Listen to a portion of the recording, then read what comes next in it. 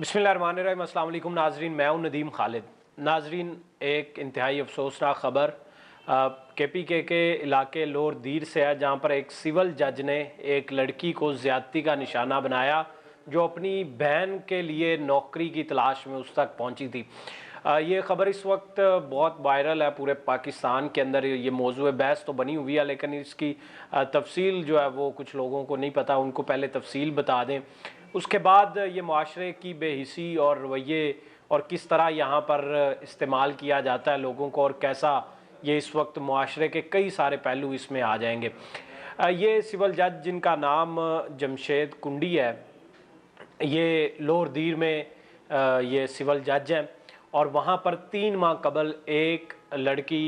इनके पास आई और उसने जिस तरह भी अप्रोच किया, खैर मिलाप हो गया और वहाँ पर बात हुई। चित्राल की ये रहने वाली लड़की थी, इसने अपनी बहन को नौकरी लगवाना था।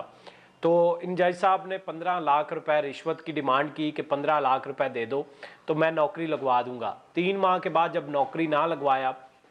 और बच्ची जो है उसने जो ये 15 लाख रुपए ये अपने जेवरात घर के अंदर जितने भी थे वो जेवरात ला के जज साहब को दे दिया और कहा कि इनको बेच के आप अपने 15 लाख रुपए जो है वो पूरे कर लीजिएगा, और जो कुछ थोड़े कम रह भी गए वो बाद में जो है वो जैसे ही नौकरी होगी तो वो दे देंगे। तो उसके बाद 3 माह जब नौकरी ना हो सकी और जेवरात भी ले लिए, तो उन्होंने मुतालबा करना शुरू कर दिया कि आप नौकरी जो है वो क्यों नहीं लगवा रहे। तो उसी मुतालबे पर ये तैश में आई, इन्होंने कहा कि आके अपने जो है वो जेवरात तुम आके ले जाओ मेरे घर से। और ये जो लड़की है ये वहाँ पर जेवरात लेने के लिए जब इसके घर पहुंची तो ये सिविल जज को वो सरकारी रिहाइश जहाँ पर ये रिहाइश पजीर थे दी हुई थी, वहाँ पर घर पर बुलाया इसने। वहाँ पर बुलाया और वहाँ बुलाकर इसने बहुत जो है वो लफ्ज़ जो एग्जैक्टली उस FIR में, उस दरख्वास्त में, उस मतन में जो उसने कहे हैं वो तो इतने अफसोसनाक हैं कि कहे भी नहीं जा सकते, कि डायरेक्ट ही इसने उसको कहा। ये खैबर पख्तूनख्वा में जो एक कल्चर है उस कल्चर के भी ख़िलाफ़ है, और जिस तरह वहाँ पर औरतों का इस्तेहसाल ये किया जा रहा है ये बहुत अफसोसनाक है। बहरहाल इन सिविल जज ने उससे मुतालबा किया कि इसकी जो अंदर जिनसी हवस है, जो इसके अंदर दरिंदगी इस वक्त छाई हुई है, इसकी जो ख्वाहिश है उसको पूरा करो। जिस पर लड़की ने इनकार किया। लड़की के इनकार करने पर इस जो इसके ज़हन पर दरिंदगी छाई हुई थी, इस दरिंदा सिफ्त इंसान पर इसने जो है वो कुछ भी ना देखा, कोई लिहाज ना किया, कोई कल्चर का, कोई खातून इसके पास किस हालत में आई हुई, किस मजबूरी के आलम में थी। लेकिन ये मजबूरी के आलम में फ़ायदा उठाना खूब जानते हैं और इन्होंने फ़ायदा भी उठाया। उस खातून के साथ वहाँ पर जो है वो उसको जिनसी ज़्यादती का निशाना बनाया। उसके साथ ज़्यादती जो की गई, जब उसने ये दरख्वास्त बालमबट पुलिस स्टेशन है वहाँ पर दी, उसके बाद पुलिस ने उसका मेडिकल करवाया। मेडिकल में भी ये बात साबित हो गई कि उस लड़की को जिनसी तौर पर उसको ज़्यादती का निशाना बनाया गया था। जिसके बाद मकामी जो पुलिस है उन्होंने इन सिविल जज साहबान को गिरफ़्तार कर लिया और 15 लाख रुपए की जो डिमांड थी उसका भी ताहाल नहीं पता लगा कि वो 15 लाख रुपए इसने वापस दिए कि ना दिए। लेकिन अपने ओहदों का किस तरह यहाँ पर गलत फ़ायदा उठाया जाता है, वो चाहे गवर्नर हमारे ज़ुबैर उनकी वीडियोज़ लीक हूँ और वो भी नौकरी के झांसे देकर बेतहाशा लड़कियों को हमारे माशरे के अंदर नौकरियों के झांसे देकर उनका जिनसी इस्तेहसाल किया जाता है, और बहुत दफ़ा बहुत सारी लड़कियाँ इनका विक्टिम भी बन जाती हैं और सारी ज़िंदगी बोलती भी नहीं है। लेकिन अगर किसी भी मुआशरे के अंदर हम बात करें, किसी ऐसे मुआशरे की जहाँ पर ऐसी चीज़ों की ज़रूरत जो है वो कतन नहीं पड़ती, नौकरी के लिए आपको किसी की इस तरह मिन्नतें या तरले नहीं करने पड़ते, नाजरीन ऐसे मुआशरे के अंदर जो है वो इस तरह के वाक़यात भी नहीं होते। लेकिन जब गुर्बत इस कदर हो और यहाँ पर मौक़े जो है बहुत कम मुयस्सर हों और कुछ लोगों के हाथ में इस कदर ताकत हो कि वो किसी को भी जब चाहे नौकरी पर रखवा सकते हों, उसका रिज़्क लगवा सकते हों, तो वो फिर इसी तरह इस्तेहसाल करते हैं। और मुआशरे के अंदर कोई अखलाकियात नाम की चीज़ हो तो वो ये बंदा समझे कि मेरे पास साहिल या कोई इस वक्त एक ऐसा मजबूर शख्स आया जिसकी ज़िंदगी मैं संवार सकता हूँ और उसकी ज़िंदगी संवार दूँ, तो फिर तो मुआशरा शायद हमारा एक अच्छा मुआशरा हो। लेकिन मेरे अजीम पाकिस्तान में, मेरे देश में ऐसे वाक़यात जो हैं वो नहीं होते, जहाँ अच्छी मिसालें जो हैं वो बहुत कम मिलती हैं, जहाँ पर लड़कियाँ अकेले जो हैं वो किसी के पास जिस भी मजबूरी की हालत में जाएं तो वहाँ पर जिस तरह उनके साथ सलूक होता है, ये पूरे मुआशरे को मजमूई तौर पर पता है। ये हमारे मुआशरे का वो भयानक चेहरा है जो हम सब देखना नहीं चाहते, जिस पर इकट्ठे होकर बात नहीं करना चाहते हम लोग।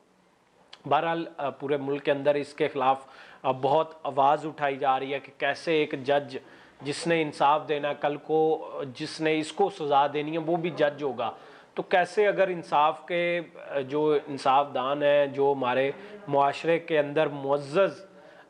जो अदलिया के जज हैं, अगर वो इस तरह बच्चियों के साथ या किसी से पैसे रिश्वत, पहले तो रिश्वत लेना जो है वो जुर्म है, रिश्वत लेने के बाद जो है वो इस कदर जो है वो दिमाग पर हवस सवार हो और एक ऐसे बंदे के सर पर ये हवस सवार हो जो कि किसी अदालत के अंदर बैठा हुआ हो और इंसाफ उसने करना हो, तो नाज़रीन उसके पास तो बड़े बे इंतहा लोग मजबूरी के आलम में आते होंगे। तो वो अगर उस जज का कंडक्ट ये होगा तो हमारे मुआशरे का क्या बनेगा, किसके पास इंसाफ के मुतलाशी आप होंगे। चाहे वो चेयरमैन जो है नैब हूँ, उनकी वीडियोस लीक का मामला हो, गवर्नर ज़ुबैर की वीडियोस के लीक होने का मामला हो, इस तरह के बेतहाशा वाक़यात हैं जो अपनी ज़ात में वो वाक़यात मुकम्मल मुआशरे का एक बहुत भयानक और गंदा चेहरा है। वो नाज़रीन हम चेहरा जो देखना भी नहीं चाहते, लेकिन हमारे अंदर मौजूद है। ये जज साहब की, ये सिविल जज जो हैं लोअर दीर के KP के जैसे मुआशरे में, जहाँ पर नाज़रीन ख़वातीन को जो है वो हकूक़ या वो इज़्ज़त दी जाती है जिनका कोई सोच भी नहीं सकता, और ऐसे वाक़यात वहाँ पर होना शुरू हो जाना, तो ये एक बड़ा ही इंतहाई अफसोसनाक है। हमारे जो भी इस वक्त ख़ास तौर पर हमारे अहले इक़्तिदार लोग हैं, उनका ये फ़र्ज़ बनता है वो ये सोचें कि इसका क्या हल निकालेंगे, ये हमारे मुआशरा किस तरफ जा रहा है, लोग मजबूरी के आलम में किस तरह लोगों का फ़ायदा उठा रहे हैं, और किस तरह मजबूर लोग कहाँ कहाँ जाकर अपने हक़ के लिए कि शायद उन्हें कुछ मिल जाए, मौका मैसर हो जाए इस दुनिया में, इस पाकिस्तान के अंदर, तो वो उनके पास जाना पड़ता है। अब बाद में इन बच्चियों के साथ क्या होता है, आपने बेताशा वाक़यात सुने होंगे, और आए रोज़ ये बेताशा इस तरह की मुलाजमत के नाम पर लड़की के साथ ये हो गया, उस नौकरी का झांसा देकर ये कर दिया, बॉस ने सेक्रेटरी के साथ ये कर दिया, यानी कि इस तरह की बेताशा कहानियाँ हैं। हमने भी बेताशा कहानियाँ की हुई हैं। बहरहाल इस पर यही बड़ा अफसोस किया जा सकता है और दुआ की जा सकती है, अल्लाह हमें हिदायत दे, इसके अलावा हम और क्या कर सकते हैं। और नाज़रीन दूसरी तरफ ख़बरों की हमेशा ज़ीनत बनने वाली हरीम शाह ने एक डिजिटल प्लेटफॉर्म पर जाकर इंटरव्यू दिया है, और वो इंटरव्यू उसमें से नई ख़बरें जो है वो निकल रही हैं। उसमें से एक ख़बर ये भी निकली है कि उसने इंकशाफ किया कि कैसे वो सियासतदानों को अपने जाल के अंदर फंसाती रही हैं, और कैसे उन तक उनकी रसाई हुई, कौन वो शख्स था जिसने उन तक रसाई करवाई, और उसके बाद ज़राए आमदन के हवाले से भी उसने बताया कि कितने पैसे कैसे कमाए और अब कितने पैसे उसको बहुत कम लगते हैं। ये दूसरी स्टोरी हमारी। सबसे पहले वो इस इंटरव्यू में कहती हैं कि एक उनके हैकर दोस्त थे, और वो अब ये देखें मतलब किस कदर ये घटिया जो है वो हमारे यहाँ ये रवायत बन गई है कि वो साफ सरेआम इंकशाफ कर रही है कि उसका दोस्त एक हैकर था, और उसके दोस्त से उसने कहा कि मुझे जो अहम पर्सनैलिटीज़ हैं पाकिस्तान की, उनके नंबर दे दें, आप बस नंबर दे दें, उसके बाद मेरा काम है इनको अपने जाल में फंसाना, जाल डालना, और जाल में इनको फंसा लेना। और सियासतदानों के बारे में भी कहती हैं कि ये बड़े बारहा कह चुकी है कि ये बड़े ठरकी लोग हैं, आप इनको एक कॉल कर लें उसके बाद ये आपके आगे पीछे हो जाएंगे। एक वहाँ पर शेख रशीद साहब को भी वो कॉल करती हैं, इससे पहले फयाजुल हसन चौहान की वजह से वो ख़बरों की जीनत बनी रही। उसके बाद वजारत ख़ारजा के दफ्तर में जब गई तो उस वक्त उसके बारे में भी उसने बहरहाल कहा कि फयाजुल हसन चौहान ने उसको वहाँ तक नहीं पहुँचाया था, उनकी तो खुद उतनी रसाई वहाँ तक नहीं है, और औरतों के लिए वहाँ पर जाना जो है बहुत आसान है। यानी कि वो ये कह रही हैं कि वहाँ तक सिर्फ लड़कियाँ जाती हैं, मर्द जो हैं उनको बहुत कम मौका मिलता है वहाँ तक पहुँचने के लिए। तो बहरहाल ये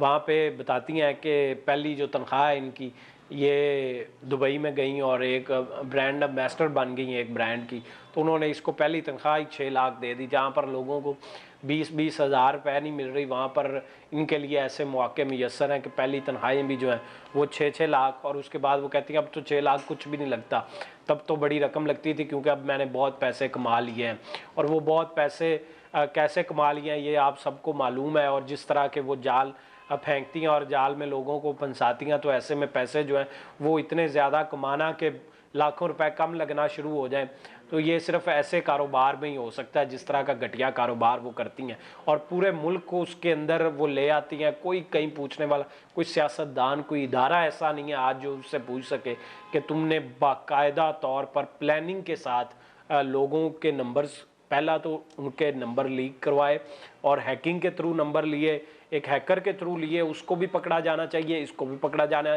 चाहिए, तहकीक होनी चाहिए। उसके बाद हमारे इदारों के सरबराह और हमारे वज़ीर और सरकार रियासत के अहम मुशीर वज़रा जो हैं और जो MNAs हैं उनको निशाना उसने बनाया,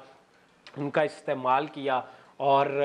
उसमें वो साफ ये तमाम बातों के इंकशाफात कर रही है कि वो सियासतदानों को बड़ा इजीली फंसा लेती है। तो ये इंकशाफात जो है साबित करते हैं कि हमारे जो है उस सियासतदानों को तो होश के नाखून लेने ही चाहिए, लेकिन कोई इदारा जो है वो इस तरह के लोगों को भी कोई नथ डाले, कोई इनको भी रोके कि ये इस मुल्क में क्या काम कर रहे हैं। ये लड़कियों को जो कॉलेजेस यूनिवर्सिटीज़ की जो अभी बेचारी निकल रही हैं, तो उनके अंदर ये ऊपर से आइडियलाइज़ करती हैं बहुत सारी लड़कियां एक दूसरे को देख के, और देख के जब उनको रुपया नहीं मिलता, जब मौका नहीं मिलता, तो वो फिर आइडियलाइज़ करती हैं और इनको ही देखती हैं कि इन्होंने ये वाला प्लेटफॉर्म यूज़ किया और इसके ज़रिए से मशहूर हुई और इस तरह इन्होंने रुपया कमा लिया। तो उनको एक उस वक्त जो ये ब्राइटर साइड दिखा रही होती हैं सिर्फ वही नज़र आ रही होती है, जो अंधेरी साइड है वो अपनी ये भी नहीं दिखा रही होती। चाहे इनके पास उस वक्त जेब में कुछ भी ना हो, लेकिन तब भी ये दिखा रही होती हैं कि ये दुबई के होटल में बैठी हुई है और वहाँ बैठी हुई हैं। तो वो जो दिखाती हैं वो चकाचौंध से बहुत सारी लड़कियाँ मुतासर होती हैं और वो भी